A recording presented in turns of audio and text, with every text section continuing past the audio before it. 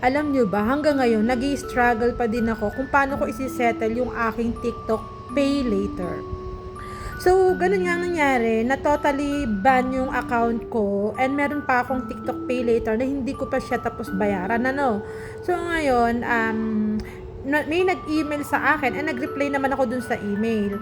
Ngayon, ang gusto nila is bayaran ko nga yung TikTok Pay Later. Ang problema, ang sabi ko nga ganun, ano yung assurance ko and kung paano nga yung magbabayad, di ba? So, kung po pwede bang pumunta sa office, saan ang office ng ano ninyo para doon na lang maisettle sa office yung bayarin.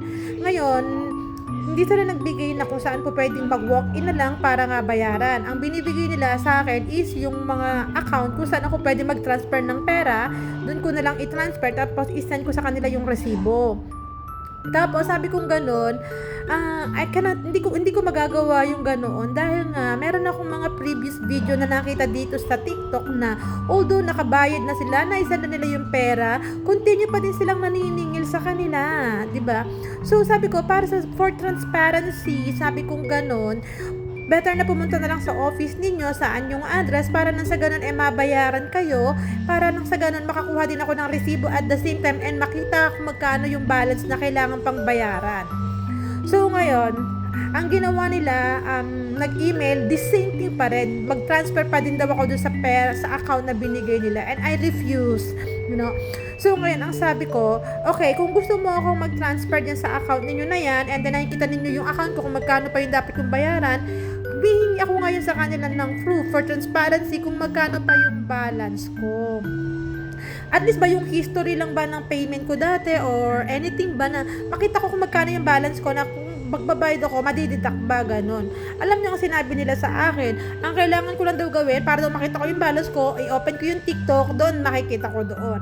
So ngayon, ito na naman, nag-reply ako ngayon, sabi ko nga gano'n na, hindi ko nga siya ma-open dahil nga naka-permanently ban siya. Diba? So kung kayo yung nasa situation ko, ano po yung inyong gagawin or any advice? Legit ba na magta-transfer na lang ako ng pera doon sa account na ibinigay nila sa akin na iba kasi, mahirap kasi nga sabi ko nga sa inyo, may nakita ako dito na, yun nga, nakabayad na siya, full payment na siya, pero sinisingil pa din talaga siya. Lagi pa din siya nakaka-receive ng message. And ayaw naman na niyang magbayad kasi nga sabi niya, baka mamaya magka-doble-doble yung bayad niya, diba?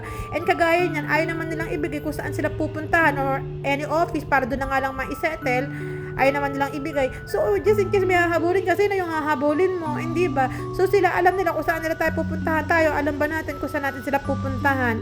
So, sa mga may ganito pong may mga ganitong problema sa TikTok Pay Later na totally ban yung account, ano po yung ginawa ninyo? Salamat!